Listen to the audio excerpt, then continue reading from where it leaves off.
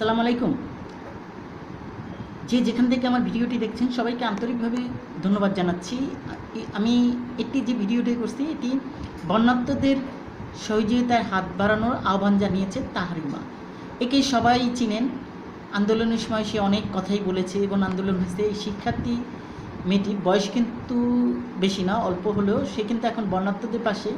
আজ সে নিজে একটা মেয়ে হয়ে সে কিন্তু বন্যার্তদের পাশে যেয়েছে এবং ভিডিওটি যদি দেখেন, পুরো ভিডিওটি না টেনে দেখতে থাকুন এবং তার কথাগুলো শুনতে থাকেন। খুব মূল্যবান কথা, ছোট হলেও দেশের প্রতি যে ভালোবাসা, দেশের প্রতি যে টান, এটা তাহরিমার মধ্যে এসে। এরকম তাহরিমার না, প্রত্যেকটা মেয়েরা এবং প্রত্যেকটা ছেলেরা যদি এরকম এগিয়ে আসে, তাহলে আমাদের মানুষের মধ্যে যদি একটু টান থাকে, তাহলে কেউ কিন্তু আজকে এই অসম্ভবকেও সম্ভব করতে পারে। সেও কত দূরে দুর্দান্ত ইয়াতে, বন্যার ইয়াতে দেখছেন লাইফ জ্যাকেট পরে সে কিন্তু সাঁতারও গেছে। ভিডিওটা থেকে আমরা ঘুরে আসি। আর ভিডিওতে যারা এখন চ্যানেল সাবস্ক্রাইব করেন তার চ্যানেলটি সাবস্ক্রাইব করুন, বেলাইকন ক্লিক করুন, বেশি বেশি করে শেয়ার করুন। চলুন ভিডিওটা একটু ঘুরে আসি এবং তাহরিমার কথাটা একটু শুনে আসি। তার বিকাশ অ্যাকাউন্ট নম্বরও দেওয়া আছে। থেকে আসার আগে শুনছিলাম যে ফেনীতে পানি কমছে, দেখা যাচ্ছে এখানে নাকি ভালোভাবে অনেক ত্রাণ দিচ্ছে মানুষ, অনেকভাবে হেল্প করতেছে। তারপরে আমরা ফেনীতে সালাউদ্দিন মোড় নামে একটা ওখানে আছে, আমরা ভাবছি ওখান থেকে একটা লঞ্চ কিংবা ট্রলার বা নৌকা এগুলো ভাড়া করে আমরা একটু মানুষদের যারা আটকে আছে তাদের রেস্কিউ করতে যাব কিংবা তাদেরকে ত্রাণ দিয়ে আসবো। বাট ওইখানে আমাদের বোট ম্যানেজ হয় না, এই জন্য আমরা ভাবতেছিলাম যে আমরা সেনাবাহিনীর হাতে ত্রাণগুলো দিয়ে যাব। সেই সময় একজন এই ফেনীর বাসিন্দা বলতেছে যে এই যে এটার নাম কি, এই গ্রামটার নাম হচ্ছে সরস্বতী ইউনিয়ন মেবি আর কি, এরকম একটা সরস্বতী ইউনিয়ন। এই জায়গাটায় অনেক পানি আর কেউ ত্রাণ পায় নাই, সবাই বাসায় বন্দি হয়েছে। এরকম আমরা আসলাম, অনেক আশা নিয়ে আসছিলাম যে যতটা শুনছি ততটা হবে না, হয়তো কম হবে। কিন্তু আপনারা দেখতেছেন যে এটা কিন্তু রাস্তা, ওইখানে মানে একদম আমি ডুবে যাব, ওখান থেকে আমাদের সাঁতার করতে হয়, এখান থেকে আমাদের কোমর পর্যন্ত পানি হয়।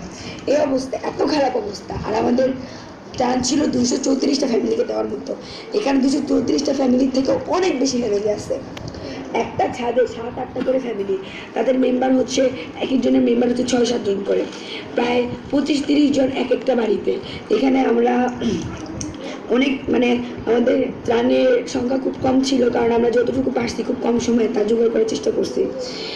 আর ছোট বাচ্চাদের ওষুধ, তারপরে সব মিলে আমাদের কাছে ছিল নাপা এক্সট্রা বলেন, স্যালাইন বলেন, নাপা ওষুধ বলেন, তারপর হচ্ছে নাপার সিরাপ, মুড়ি, চিরাপ, তারপর হচ্ছে চিপস, কাপড়, বিস্কিট, টোস্ট বিস্কিট।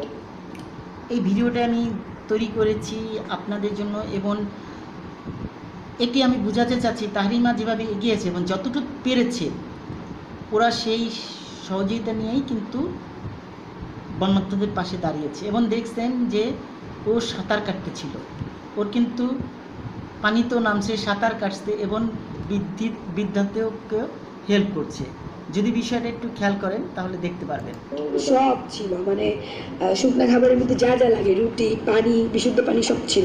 কিন্তু আমাদের তো এতটা অ্যাবিলিটি নেই যে আমরা 1000টা ফ্যামিলিকে দিব।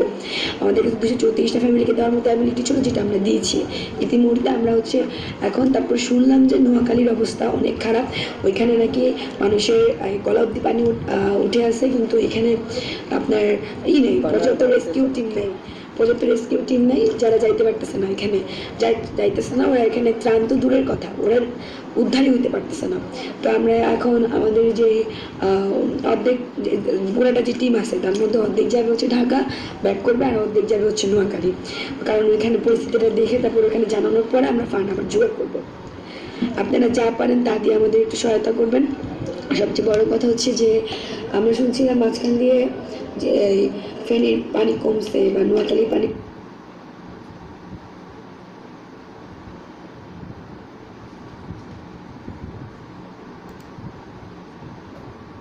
মেয়ে মানুষ এই ভাবে সেবা করার কারণ কি, বা কি আমি মনে করেছিলাম যে যদি জায়গাটায় আমি থাকতাম, যে আমি এরকম পানিবন্দি আসি, তাহলে আমি তো সে আশা থাকতাম যে কেউ আমাকে খাবার দিয়ে যাবে, কেউ আমাকে উদ্ধার করবে।